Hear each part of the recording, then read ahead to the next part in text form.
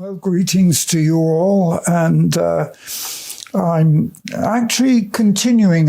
Last time I was in the first book of Corinthians in the first chapter, and I'm moving into chapter 2. Let's see how far I get through Corinthians. And I'm using the New International Version because what I find is that some of the authorized is more difficult for my interpreters. And so this is a little bit easier unless they're using their own translations. Anyway, in chapter 2, it starts off.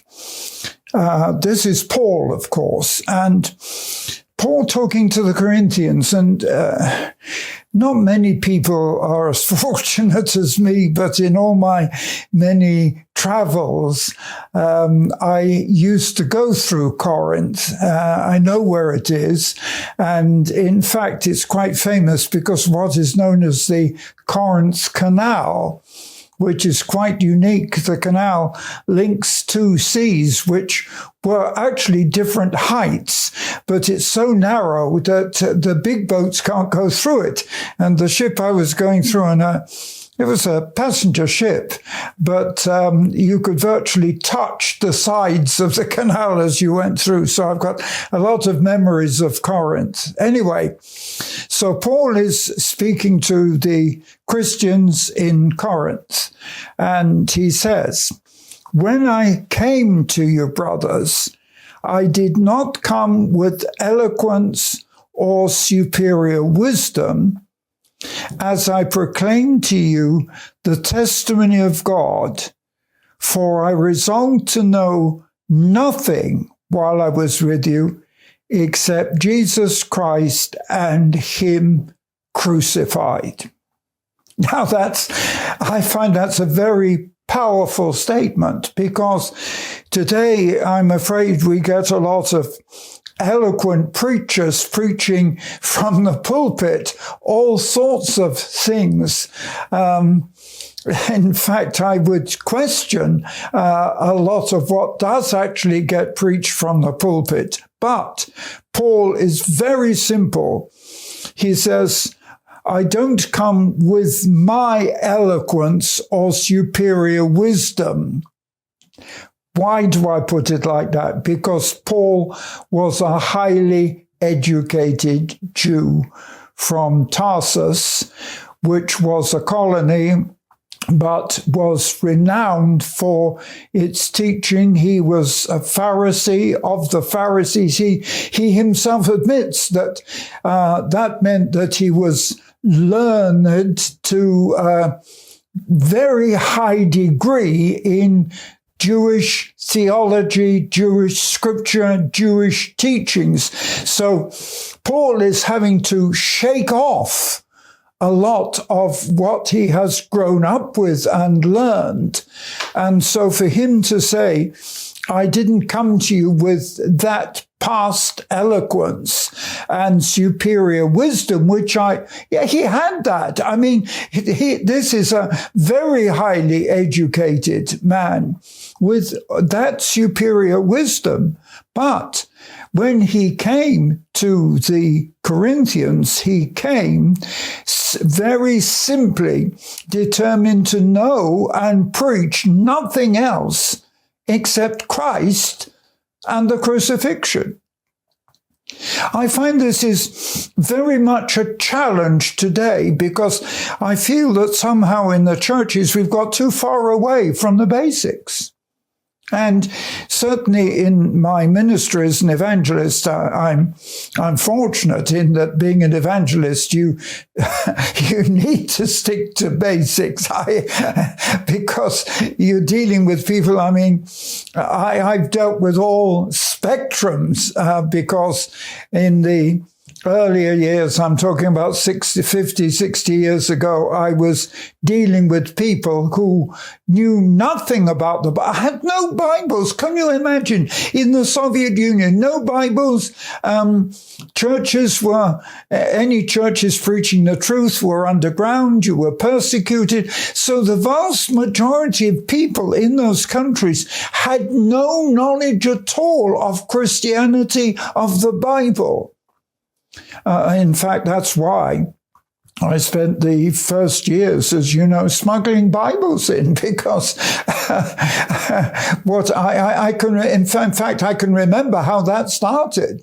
I was traveling through Bulgaria in the early days, and we had to pick up an interpreter. But she was the guide, and she was the counselor to advise us. And her job was to convince us that communism was better than Christianity, that communism offered what we didn't have in the West, because it's so strange. I mean, working for so many years, 30 years under communism, to realize that they were taught that their life was better than ours, even though they lived in poverty under persecution.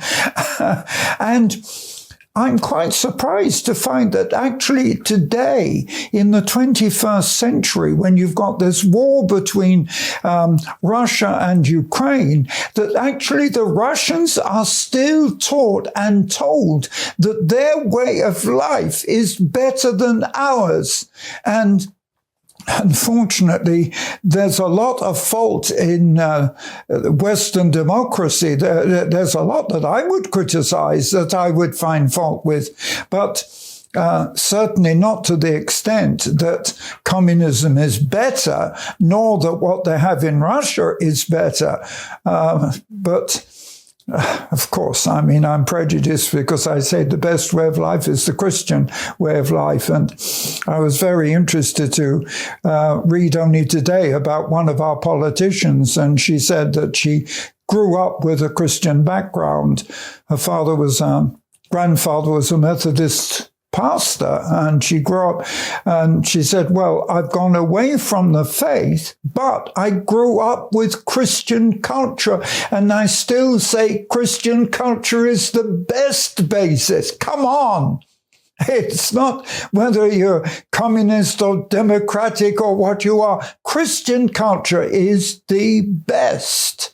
And I was quite surprised to find she's a member of the government, actually, and that's what she's saying in Britain. So here we come back to Paul, and what Paul is saying is, I didn't come to you with the eloquence or the superior wisdom, which I had not just inherited, but learned.